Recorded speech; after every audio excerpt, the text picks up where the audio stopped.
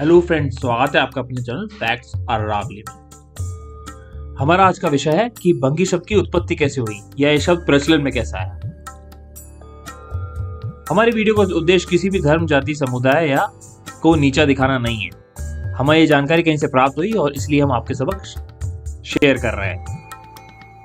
हमें किसी को भी नीचा दिखाना हमारा उद्देश्य नहीं है।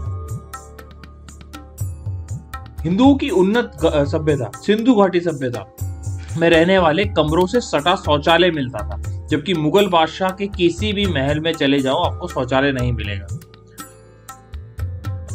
आप देख सकते हैं कैसी सबसे पुरानी सभ्यता में टॉयलेट्स और सभी प्रकार की सुख सुविधा बनाई गई थी और सभी कनेक्टेड थे सीवेज लाइंस।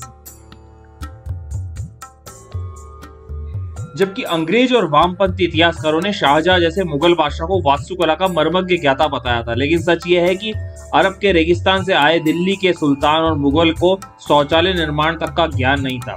दिल्ली सल्तनत से लेकर मुगल बादशाह तक के समय एक पात्र में शौच करते थे, जिन्हें उन हिंदुओं और उनके परिजनों से फिकवाया जाता था, जिन्होंने मरना तो स्वीकार कर लिया लेकिन इस्लाम को अपनाना नहीं।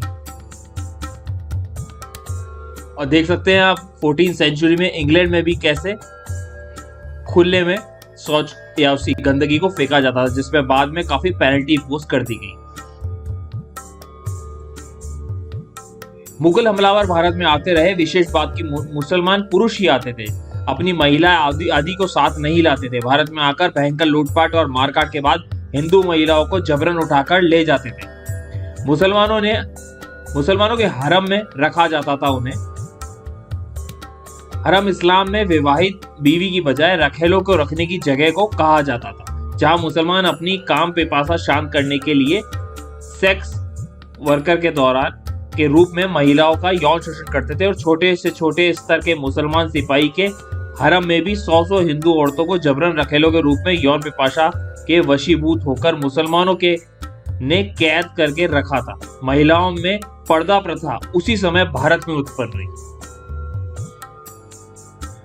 मुगल मुस्लिम शासक प्रताड़ित कर काट मार कर हिंदुओं को मुसलमान बना रहे थे, परंतु जब भी बहुत से कट्टर हिंदू ने अपने धर्म छोड़ने को तैयार नहीं थे। भारत में उस समय तक राजा सहित सभी लोग शौच खुले में जाते थे। इस तरह मैला ढोने का कोई प्रथा नहीं थी।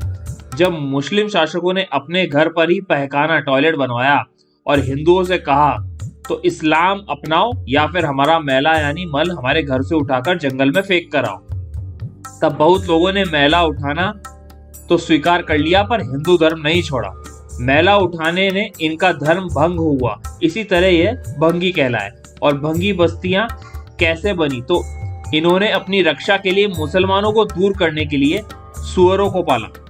जहां सुअर होते थे उस स्थान के आसपास भी मुस्लिम नहीं जाते थे, तो सुअर गंदगी में रहते थे तो वहां गंदगी रहने लगी, जिससे बाकी हिंदू समाज परेशान ना हो, इसलिए इन्होंने गांव के बाहर रहना शुरू कर दिया।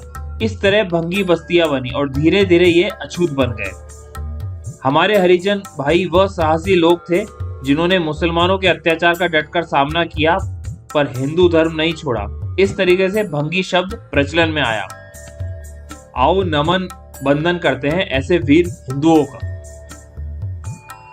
कहां है वो धर्म के ठेकेदार जो अपने आप को बड़ा बताने के लिए किसी को नीचा बोलते हैं। ब्राह्मण, क्षत्रिय, वैश्य, शूद्र सभी एक हैं, कोई नीचा नहीं है।